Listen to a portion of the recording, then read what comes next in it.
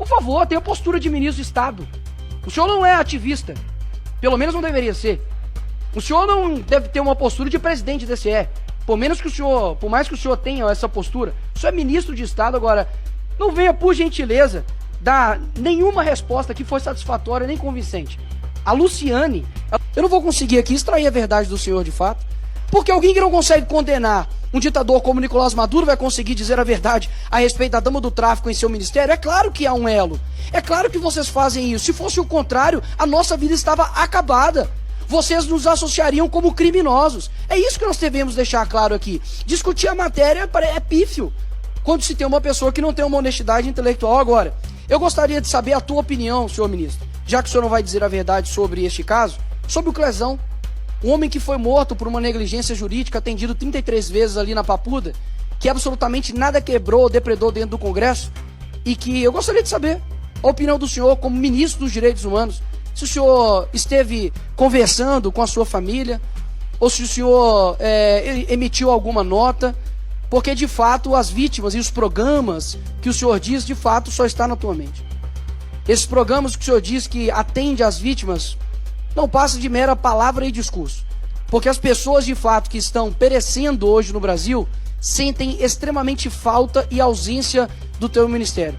Então eu sei que o senhor vai lhe faltar com a verdade, mas mais uma vez aqui é um excelente momento para poder fazer os vídeos que você tanto odeia, porque afinal de contas mostra a verdade de quem é o senhor.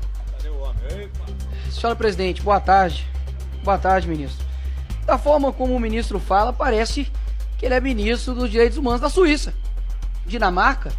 Poxa, ministro, mais uma vez, tua fala aveludada não consegue esconder a realidade. Ah, porque o Ministério dos Direitos Humanos está ao lado das vítimas. Que vítima? Que violência vocês estão combatendo? Ou pessoas vocês estão ajudando? Você acha que o brasileiro realmente cai nessa balela?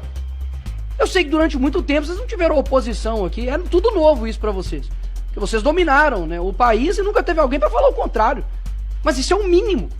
Dizer que não há responsabilidade nenhuma no Ministério dos Direitos Humanos porque foi o Comitê do Amazonas que bancou e pagou as despesas da dama do tráfico. Não tenho nenhuma responsabilidade nisso. Ora, espera aí.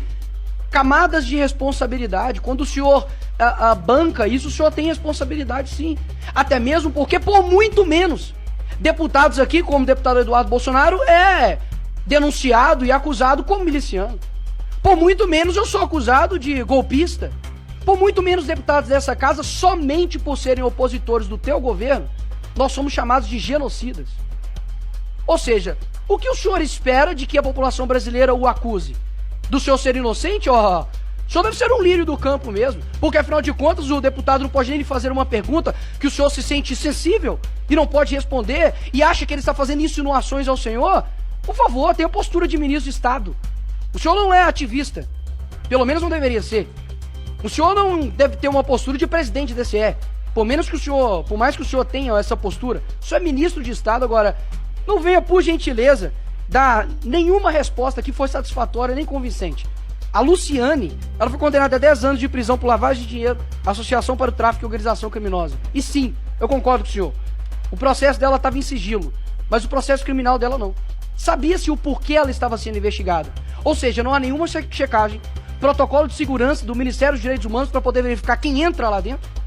Eu duvido um cidadão comum brasileiro querer uma reunião ou ser indicado com alguém que seja um bolsonarista. Eu duvido que ele entre lá dentro. Eu duvido. Porque é muito pior do que ser alguém que é o marido, que é a esposa de uma pessoa como o Clemilson, que é o tio Patinhas, como líder do Comando Vermelho do Amazonas. Ou seja, de fato, as coisas estão completamente invertidas e a indignação, senhor ministro, não é porque não é somente um escândalo, é porque existem outros. Dê só uma olhadinha aqui, ó. Nós temos aqui, por exemplo... O senhor conhece esse rapaz aqui, senhor ministro? Conhece? Depois o senhor me responde. Esse aqui é o senhor Saíde Marcos, que ridicularizou das vítimas, fazendo essas postais aqui antissemitas, inclusive de uma mulher que foi morta e simplesmente estava ali tirando foto com o senhor todo sorridente. É por essas e outras que as pessoas não têm nenhum tipo de credibilidade no senhor. e que inclusive foi demitido, né? Depois da nossa pressão aqui, ele foi demitido. E depois de 3 dias que já tinham acontecido os ataques, o senhor demorou a se pronunciar com relação a todos os ataques que aconteceram ali em Israel e não condenou o Hamas. Ou seja, o ministro dos Direitos Humanos do Brasil não consegue condenar o mal. Assim como aconteceu anteriormente no nosso encontro que nós tivemos aqui, que eu perguntei para o senhor condena as ações do Nicolás Maduro? O senhor não responde, porque o ministro dos Direitos Humanos do Brasil é incapaz de condenar o mal. Então, não é que... Eu não vou conseguir aqui, obviamente, extrair a verdade do senhor. Eu não vou conseguir aqui extrair a verdade do senhor de fato. Porque alguém que não consegue condenar um ditador como Nicolás Maduro vai conseguir dizer a verdade a respeito da dama do tráfico em seu ministério? É claro que há um elo. É claro que vocês fazem isso. Se fosse o contrário, a nossa vida estava acabada.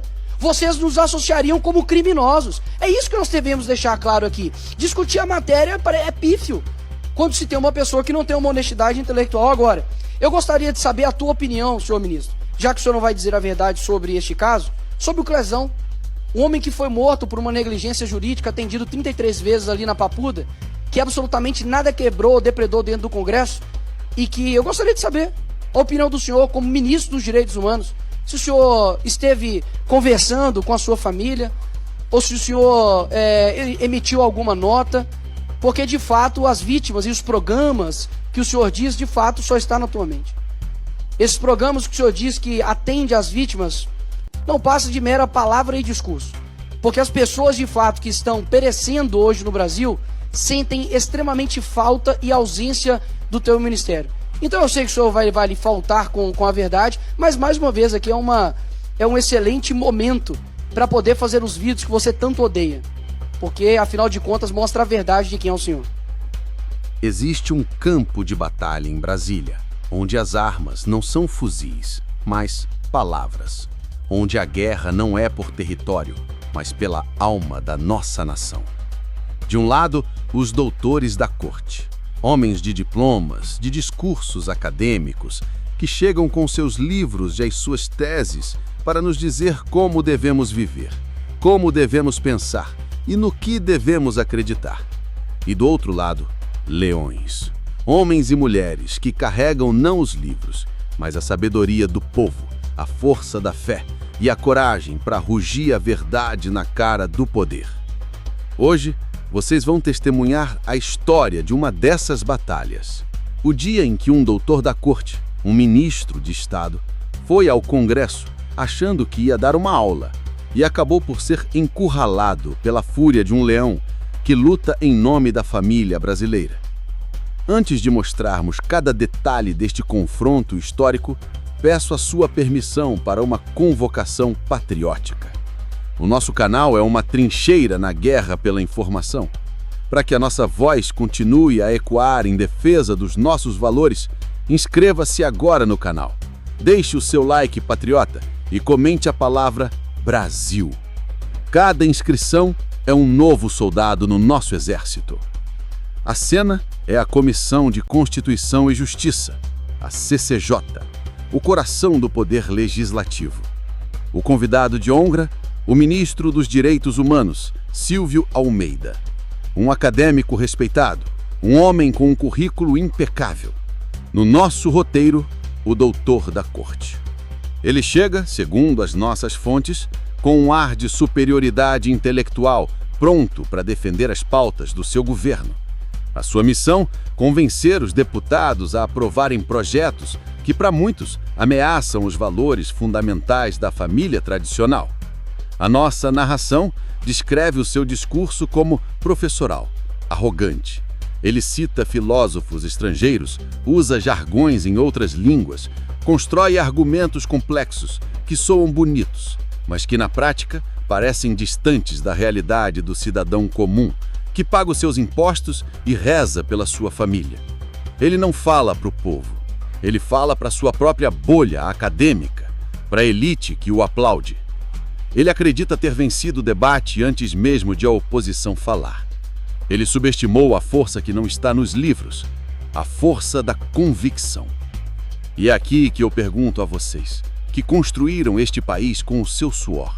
Vocês se sentem representados por estes discursos acadêmicos, cheios de teorias importadas de outros países? Ou vocês acreditam que a verdadeira sabedoria está na simplicidade da nossa fé e nos valores que os nossos pais e avós nos ensinaram? Deixem a vossa opinião patriótica nos comentários.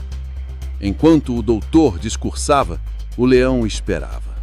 Nicolas Ferreira, o jovem deputado, ouvia cada palavra, não com a intenção de debater a filosofia, mas de expor a desconexão. Quando a sua vez chega, a atmosfera da sala muda. Ele não se dirige ao ministro como um aluno a desafiar o professor, ele levanta-se como um tribuno do povo.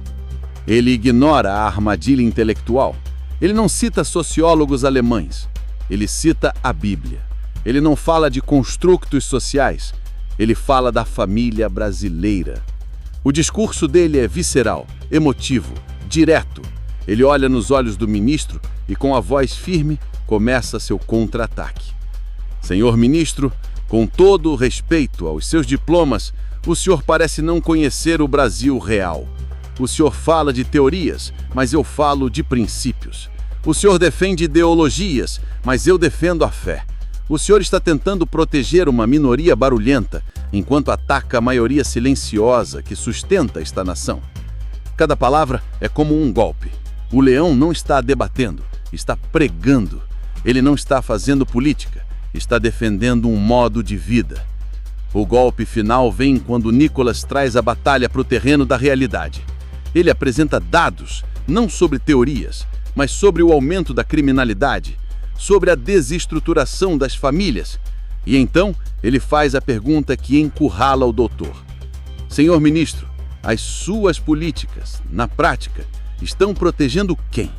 O cidadão de bem que acorda às 5 da manhã ou a desordem que ameaça os nossos filhos?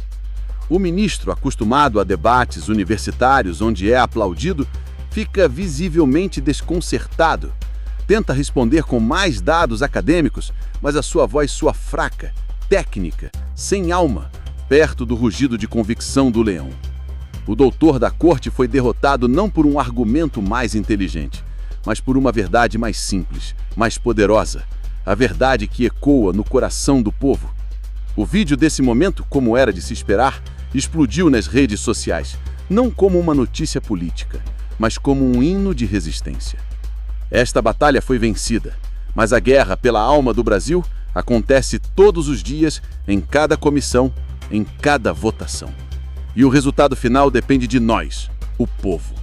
A pergunta que fica é: vocês acreditam que a fé e os valores tradicionais ainda têm a força para vencer o avanço dessas novas ideologias? Deixem a vossa resposta final nos comentários. E se vocês acreditam que essa trincheira de informação precisa de continuar a lutar, inscrevam-se no canal, pois no nosso próximo vídeo vamos revelar o dossiê sobre o próximo ataque do sistema contra a liberdade religiosa no Brasil.